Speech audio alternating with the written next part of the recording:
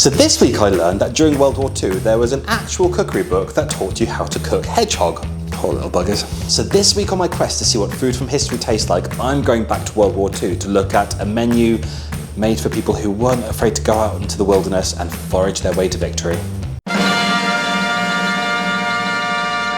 Today I'm cooking a recipe from possibly my favourite cookery book ever, written by a French Viscount living in England in 1940. It basically approaches the problem of World War II rationing from a very different perspective. This is a more or less accurate summary of this book. You don't need rations to have a good meal. The trees are filled with perfectly good squirrels you can turn into a stew. There are snails in your garden that one can turn into a consommé. You can catch sparrows or starlings in the hedgerows to make a lovely Sunday roast. And my personal favourite, you can get all of the nutrients you need by nibbling on a hedgehog's earlobes. Okay, I made up that last one, but he does have a recipe for clay-baked hedgehog in his book. So this Sunday is going to be the 85th anniversary since World War II began. So to commemorate this, I'm recreating an original forager's feast from 1940. I took a long time going through this book to work out which recipe I wanted to try. And not every recipe in it is a banger, let me tell you. But there was a really intriguing sounding recipe for a partridge hot pot, so I'm going to recreate that right now. So the first stage of the recipe tells you to bone a brace of partridges and cut the meat into neat pieces. So I doubled up and I got 4 partridges purely because there's not a huge amount of meat on them. You take a very sharp knife, you run it down the backbone and let the knife take away the meat as close to the bone as you can get. Run it along the wishbone and then cut just above the leg so you can then get one very nice breast portion. Rinse and repeat on the other side. You can then carve out the partridge thighs by cleaning along the bone with your knife and then popping the leg bone out. This then exposes some really lovely thigh meat. All in all, this was a little bit more like surgery than butchery, but even the difference I found between doing the first one and the fourth one, it gets a lot easier very quickly. So to come back to rationing, so before World War II, European countries relied heavily on imports of goods they couldn't produce themselves. However, it wasn't a particularly safe trade route to go through. Trading goods became very dangerous and mostly stopped. So the British government tried to come up with some solutions. The main one was rationing, which I already looked at last year in my very compelling attempt at recreating a World War II mock duck. Rationing being a system that limited how much food people could actually buy so that everyone got an equal share. The government also launched their Dig for Britain campaign, which basically encouraged everyone to turn their gardens into allotments and to turn public parks and gardens into growing spaces for vegetables. This gave many people an extra source of food that wasn't rationed. However, food was still in short supply and often left families going hungry or lacking serious variety in their diet. And when pushed to hunger, people had 2 choices: get food illegally or get foraging. And with most men expected to work or fight in the war, many women stayed at home to care for their families and to work themselves. Since women were at this point in history usually responsible for feeding their families, rationing made that job very hard, and this often left them with not enough food whether they could afford it or not. As a result, many women became really skilled at foraging, regularly going into the countryside to find ingredients to supplement or flavour what they were preparing at home. Most foraged foods included wild fruits, berries, nuts, seeds, chestnuts, acorns. They would forage mushrooms, obviously being very careful. Lots of wild herbs and greens, from wild garlic to nettle. And if you lived on the coast, you could go out and forage for seaweed and shellfish. The recipe then tells you to bind a grease-proof hot pot dish with thin slices of streaky bacon. Once the base is layered up, it tells you to cover with a layer of the partridge meat.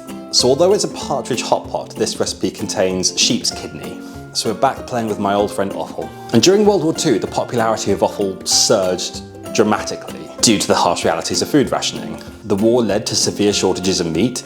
Many felt that they couldn't feed their family on the standard ration booklet. Initially, during World War II, offal wasn't rationed because it was considered a less desirable cut of meat. And although that changed later, the government even encouraged eating it because it helped to stretch out the limited supply of more popular meats. And it really helped drive a big cultural change in how Britons viewed their meat. And classic British dishes like liver and onion or steak and kidney pie became staples thanks to the wartime diet. So I'm going to take out a little bit of the sinew and then slice that. I'm going to leave it in nice big chunks because I want to reserve the right to pick it out later if I need to. After this, you need to sprinkle it with salt and pepper, and then a layer of thinly sliced potatoes.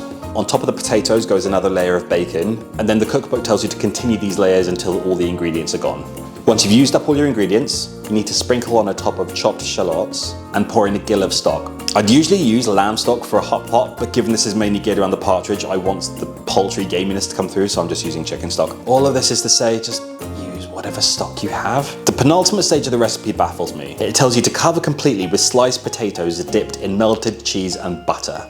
Why? It's about to go in the oven for 2 hours. What sense does it make to melt the cheese and then cover it? It's just faff. The long and short of it is I'm not going to bother melting my cheese and butter and dipping the potatoes in it because it probably won't bind to the potato anyway. It'll just be a landslide, and the same thing is going to happen either way in the oven, so no. And then don't do what I do and forget the last stage of the recipe, which is to sprinkle with breadcrumbs. Then you need to cover it with grease-proof paper and bake in a moderate oven for 2 hours, so I went with 140 degrees. So put your hot pot in the oven for 2 hours at 140 degrees, and then you just have to do a snap transition.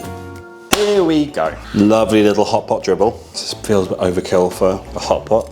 I'm getting resistance. I don't think it's the potato. I have a nasty feeling that we've massively overcooked some very delicate wild game meat. Cake slice gonna be right?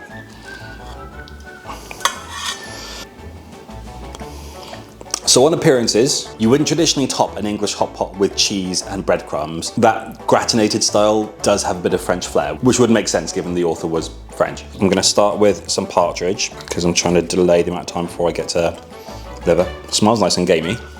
Horrifically overcooked, which I was expecting, but the flavour of that partridge is really tasty, especially with the saltiness of the bacon in there. Let's try our potato, just trying to avoid the offal as long as I can.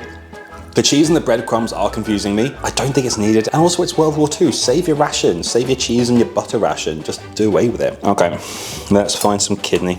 Sheep's kidney.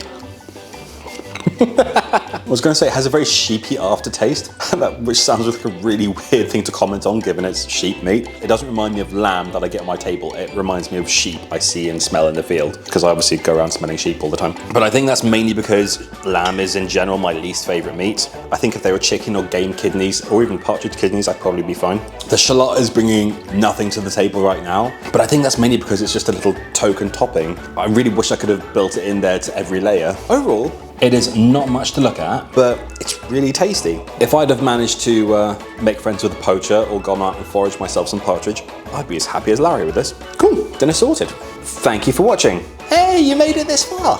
Please subscribe if you want to see more food from history, and let me know in the comments if there's something else you'd like to see me recreate next time. Cheerio, bye.